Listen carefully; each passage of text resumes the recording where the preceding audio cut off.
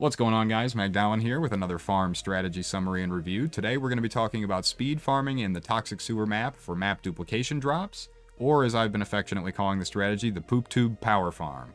So we're going to jump into the tree here, and then I will throw up the scorecard for this strategy, and then we'll talk about the rankings for all the strategies we've done so far. We're going to start by coming up the middle here, and we're going to grab our shrine nodes. We're going to come over here and grab map nodes, and then we're going to block everything on this side. And then we're going to come through here, grab more map nodes, and we're going to block everything except Delirium. Harbinger nodes here, Stream of Consciousness. Grab every map duplication node we can on this side of the tree, here and here. Grab your other Harbinger nodes. Sneak up into the center here, grab the final set of Harbinger nodes as well as the Shrine nodes there. We're going to take both of these map node things here in the middle of the tree. And we're going to swing around the top, and we're going to grab the Conqueror map node as well as the Guardian map node. We're going to come down this way, grabbing all these map modifier nodes.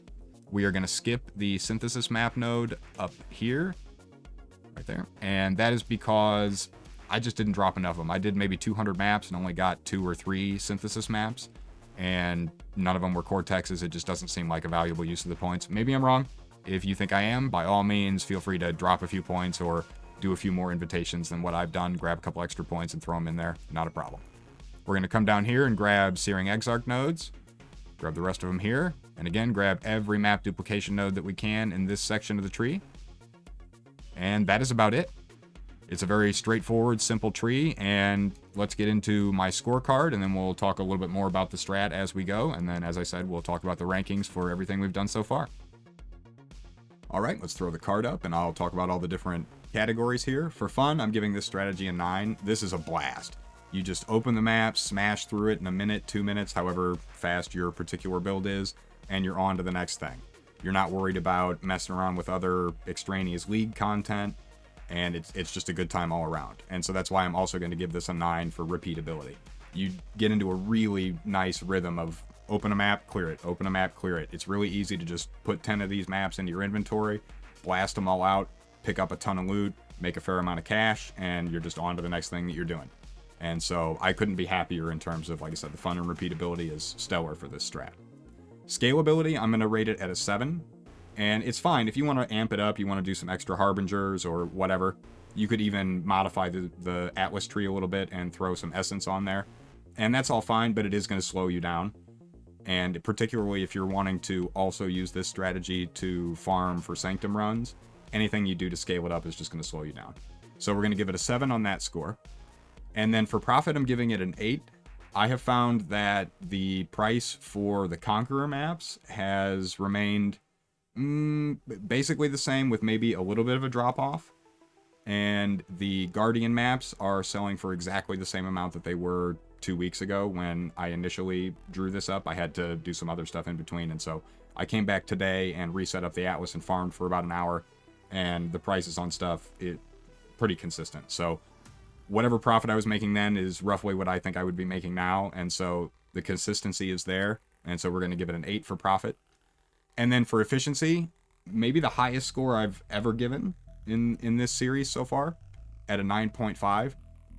There's nothing to it. You buy nothing. You trade nothing. You just run the maps, pick up your Conqueror maps. If you want to list those one at a time, fine. If you want to bulk sell them later, that's fine too. But you're not messing around with anything. You don't have to buy any, preparatory materials. You can roll the maps up however you want. I don't even really think it matters a whole lot if you're chiseling or any of that stuff.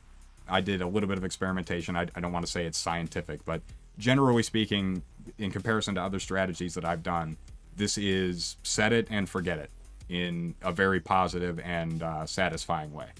And so that gives us a combined score of 8.5. And so if you have not tried this yet, I would really strongly encourage get in there and give this one a go. It's one of those strategies where once you get it set up and you've got a good map pool, you're just going to blast. And so, yeah, let's go over, and I will throw up the rankings, and we'll go over those real quick, and then I'll send you on your way. All right, last thing here, let's take a look at the rankings so far. The Poop Tube Power Farm slides into first place with an 8.5, so that's our contender for farm strategy of the league. In second place, we've got Breach Harbinger Strand at 7.4, and this is another fantastic strat. If you haven't tried any breach farming seriously this league, give it a shot. I really did have a good time doing that.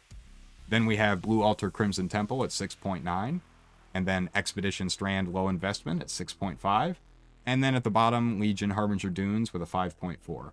So everything above the Harbinger Dunes, I would recommend as being generally fun and rewarding strategies that I think you'll have a good time doing if you haven't tried them before. And if you do try any of these, let me know in the comments below what your results were, if you enjoyed it, so on and so forth. Also, let me know if there's any strategies that I have not done that you think I really should before the league is over, and I'll see if I can make that happen. I do have one more of these videos already filmed that I'll put out a couple days after this one. And so if you want to see if the last strategy can unseat the current champion, you'll have to tune in when that one goes live.